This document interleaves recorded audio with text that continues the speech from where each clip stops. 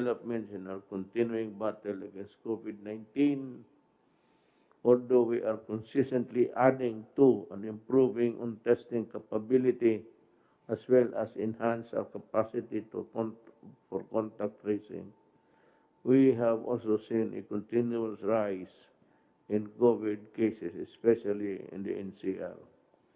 Now, this is what you get.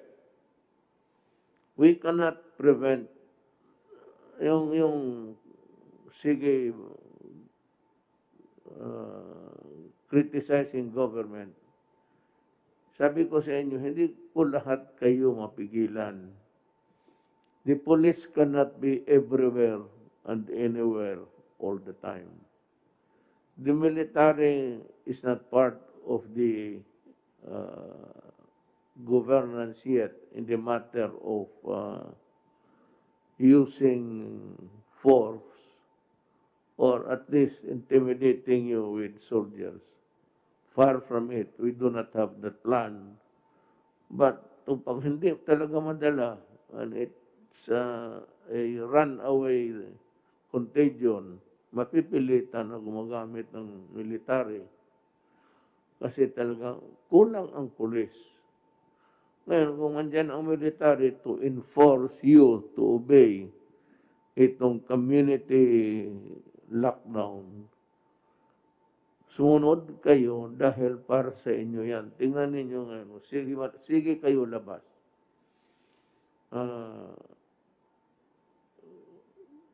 Di umami yung contamination ng pasa. Ito ang dilemma ko. Dito ako between the devil and the deep blue sea. Gusto na mga doktor na i-lockdown kung may mga na-infected yan. The percentage of the people affected in the community is not given any figure kung ilan sila. Ito namang sa kabila, kailangan natin ng palabasin yung mga tao, lalo na sa mga trabaho na kailangan talaga ng bayan, food and everything, and also to move the economy. Alam mo, ang mga doktor, sabihin ko sa inyo, pag hindi ko na talaga rin sila mapigilan, dahil po wala na akong pera na ibigay sa kanila. Kaya kailangan sila lumabas para magtrabaho. Yan ang ano ko. I-lockdown ko, ubos na yung pera na binigay ng Congress na bigyan kayo ng ayuda. Yung pera panggastos. Wala na ako niyan. Sabi, on your own ka, totoo. Kailan lumabas ka para maghanap buhay, para makakain. So I'm telling the doctors, much as I would want really to give in to your demands, especially in the matter of lockdown, I want it because I do not want the contamination to continue. It's a it's a thing that's running like whatever. It's a continuing thing. Tapos, ito ngayon yung kailangan ko rin bitawan. So, do not be surprised if there's a rise. One, yung ayaw talagang maniwala.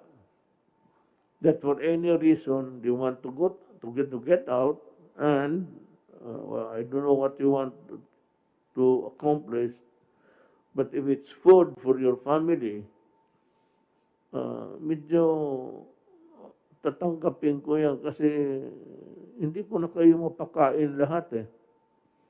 Noon may pambigay ako. Kung meron lang akong pambigay, ibibigay ko sa inyo araw-araw para mabubuhay kayo, makakain. Problem is, the funds are already depleted. Deplete na ang ano natin. at kailangan natin ng magtrabaho yung iba. The challenges are daunting, but we will not be defeated because we have the strong faith in God. Totoo yan. And in the resilience of the Filipino people. Totoo rin yan. Sanay tayo dyan. Our National Action Plan against COVID-19 is also strong.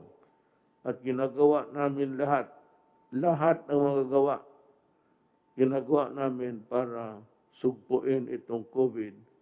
But for yung mga rason na yan, yung ekonomiya, pagkain ng tao, i-balance mo doon sa lockdown. Yun na lang ang magawa natin, hinahabol natin. And then, maligaya ako. Kasi ang Russia, kaibigan natin ito. Hindi tayo lang, wala tayong away sa Russia. Kaibigan natin. Ang ano nila is, magbigay sila ng bakuna. Wala naman silang sinasabi, bayaran mo. Ito, tingin ko kay President Putin, tulong niya sa atin libre. Kaya ngayon, tinatanggap natin at kung ano ang supply, mag-usap pa kami kung ilan ang supply at kailangan natin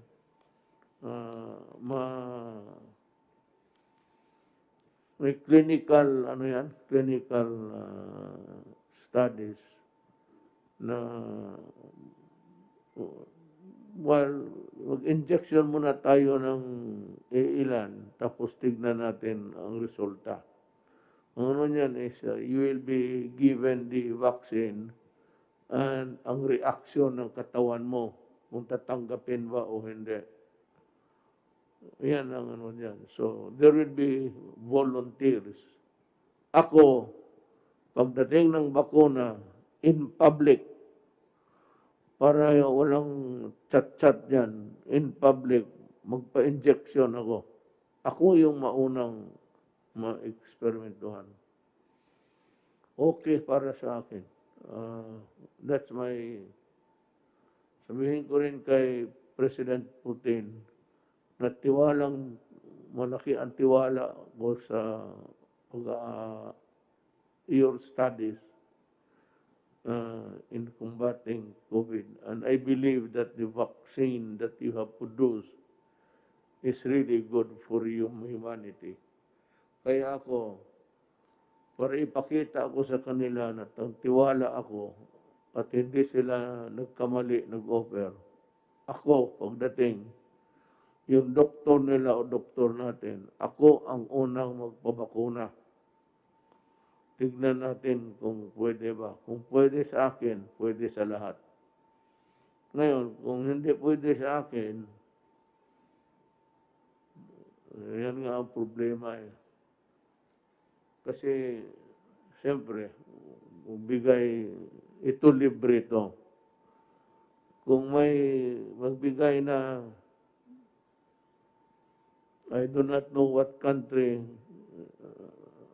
America, you'll have to pay for it, actually. The ones are working on COVID sa vaccine sa America is Pfizer, Johnson & Johnson. Kaya malaking kumpanya. Whether or not magbigay ng libre ang Amerika, wala pa akong, hindi ko naman sinasabi na hindi, pero ang sigurado ko ang Russia.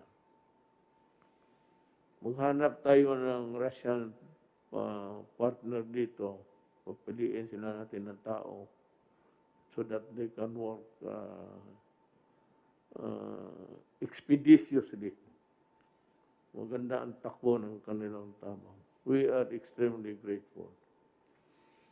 So, maraming challenges na, pero malapit na po.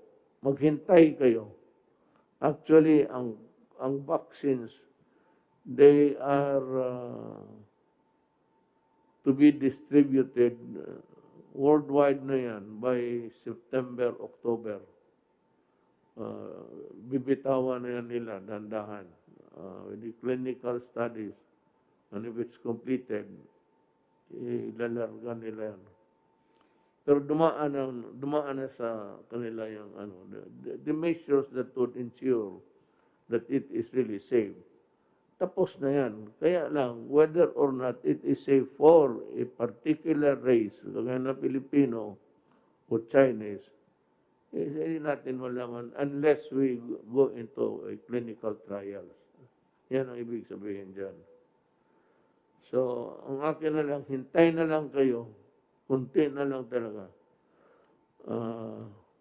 By December, sabi ko, in the fullness of God's time, we will have hopefully, a COVID-free December, and we can enjoy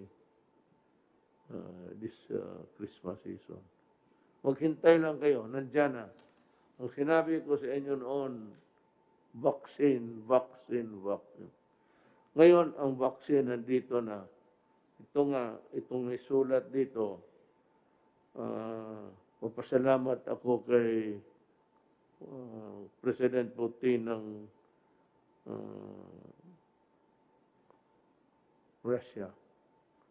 Pero sabi niya noon, nung nagbisita ako sa kanya, sabi niya, if you have a medical question mark on anything about medicines or cures, feel free to call me, and anyone you'd like to be confined and treated here in Russia, we will. Yan ang sabi. And we will help you develop the medicines that your country needs. Sabi talaga niya, wala lang follow-up kasi it would require a constant communication and exchange of ideas. Napuputol because walang follow-up. I do not think that Russia would renege on its promise. And so I am asking the Secretary of Health to look for the best guy to be dealing with Russia in this area. The transfer of technology of the vaccine. So nandito sa harap ko ngayon ang papasalamat. Hindi ko na lang basahin lahat, basta I said na galing sa puso ko, nagpapasalamat ho ako sa inyo sa mabuting loob ninyo sa Pilipino. And someday, we will makabayad mo lang kami sa utang ng loob sa inyo. But I promise you that the Philippines and Russia will remain friends forever. And ako, I do not take sides in the geopolitical struggle. Basta ako, Russia. Salamat po, pipirmahan ko itong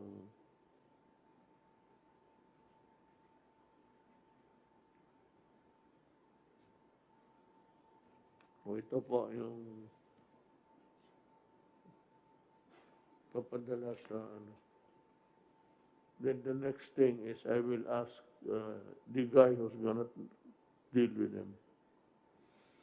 Itong contract tracing, by the way, bumalik sa akin yung this has to be financed by government. Contact tracing means that yung people who are doing the actual tracing will have to travel to the place where the person in question resides. Kailangan ito ng sakyan. It's always, whatever it is in life really, pagkata.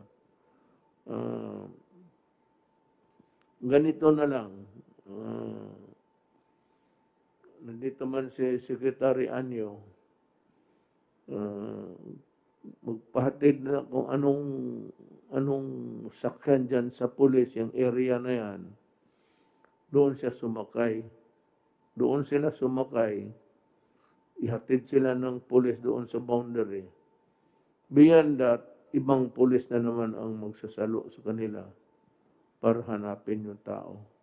Because the police have the resources, pati yung barangay captain, na malaman nila kung saan ito nakatira. That would be the fastest way of doing the tracing. Kasi, pero kung may pera at may sakyan, hindi better. Hindi ko na mamulistya ang pulis. Pero kung wala, then the police has to sacrifice and contribute to the solution of the problem now. Yun ang mga pulis ko. Total, wala kayong masasabi sa akin. Full support ako sa inyo. At yung mga kaso ninyo na duty connected, huwag kayong mag-alala, sabi ko. Didepensahan ko kayo. And for those, maghintay lang kayo. Basta tutulungan ko kayong lahat. At hinihingi ko sa inyo, tumulong lang kayo rin sa ating bayan.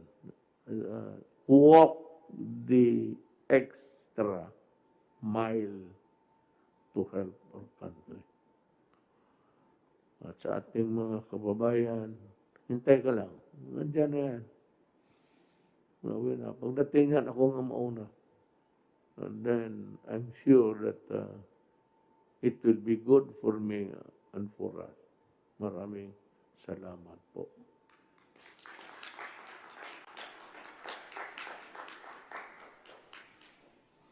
Yes, sir. Nasupokit ako. Opo, Mr. President. I-report ko lang po itong importanteng instruction po ninyo last week sa akin. Ito po yung tungkol sa mga application ng telcos ng mga telephone companies.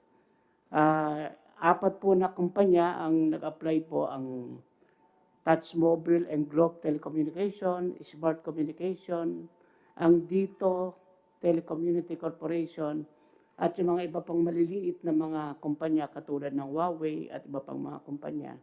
Sa utos po ninyo ay inimbentaryo namin yung lahat po ng LGUs kung saan po meron pending application for 2020. 55 probinsya at 25 cities. So bali 80 LGUs. Total po ay 1,930 applications. Na-approve na po ay 1,502. Ang natira lang po ay 428 na pending application at ito po ay babantayan namin para siguradong hindi po magtatagal dahil sa lumang sistema, 241 days, 19 permits at saka 86 document requirements. Ngayon po sa ating bagong sistema po na pinapapatupad ninyo, 16 na araw na lang, 16 days at 8 permit na lang po ang kailangan, requiring 35 documents. So, sa loob po ng susunod na linggo ay babantayan ko itong mga pending na ito. At sisigurin po natin na dapat ma-aproban at kung hindi man, dapat malaman natin ang dahilan bakit hindi na-aproban. So, bibilis po yung ating proseso sa application ng telcos. Ang pangalawa pong instruction po ninyo, yung pagpapalabas ng preventive suspension sa mga barangay captain na nagkaroon ng mga malversation, corruption, estafa, at iba pang mga graft-related anomalies dito po sa pagdidistribute ng SAP. Ang ating pong CIDG nakapagtala ng 155 criminal complaints. At ako po ay nakipag-ugnayan kay Ombudsman Manuel Martires at ang kanyang opisina at na-submit na po namin itong mga kaso na to at within the week po ay inaasahan namin na initially ay 50 barangay captain ang magkakaroon ng preventive suspension habang iniimbestiga po ng ombudsman ang administrative aspect ng kanilang mga kaso. So ito po ay merong 13 sa NCR, 13 sa Region 1, 10 sa Region 2, 3 sa Region 3, at 11 po sa Region 4A, total of 50 barangay captains. Ito po yung initial at ang mga iba pa ay susunod lang po sa patuloy na pag-iimbestiga ng ating ombudsman. So yun po yung dalawang importanteng instruction na ibigay niyo po sa akin last week at nagawan po natin action. Kindly include that, insert that in the talk sa programa. Importante kasi yan malaman ng mga barangay. I'd like to thank Secretary Anyo for his work in going after corrupt officials. Sabi ko na nga, ulitin ko, the reason why ang mga telco nahirapan kasi yung mga tower nila, it's not being acted upon, and there are so many requirements that are being asked by the local government officials. Ngayon, yung mga nahuli, talaga magdusa kayo. Sinabi ko sa iyo, I've never been serious as I can ever be in my life. Huwag kayong magkamali talaga. Ito, habulin ko kayo hanggang preso. Malalaki ho ang parusa ng graft and corruption. Huminto kayo at huwag ninyong pahirapan ang Pilipino, not the government. Kayo yung walang service, mahirap dito, kasi hindi sila makapagtrabaho, walang tower, marami kayong hiningi. Any permit for that matter. Mga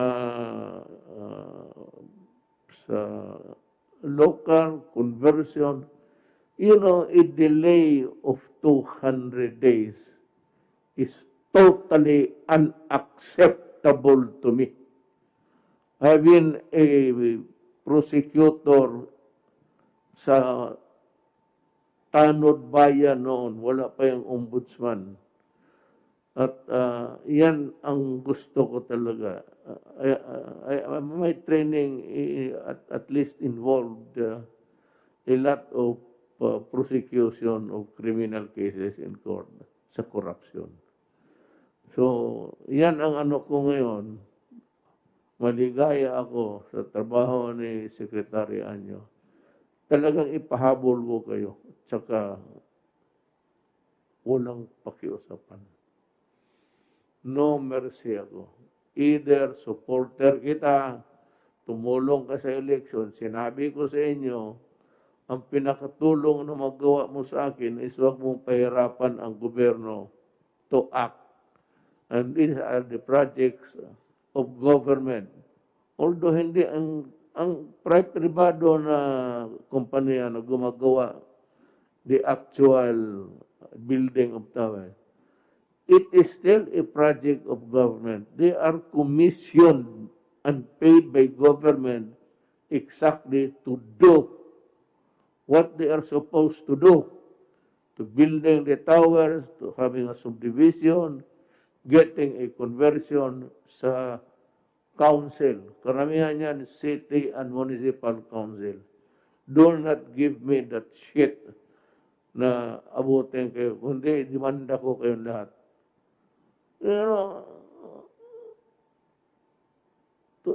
Schedule sa, by the time it reaches your table, the vice mayor should table it the following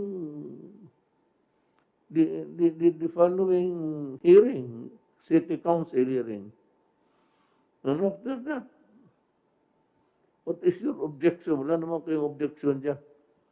Cancer na, wala ka na. Ako nga sabi ko, malapit ako. Tanungin mo yung dito, taga rito. Malapit ako sa tower. Nakikita ko yung pula na parang blinker. Ako talaga, huwag kayong magkakamali. Itong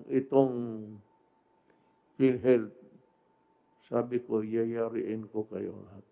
Maniwala kayo. Yung mga inosente naman, wala kayong dapat, tahimik lang kayo at continue working.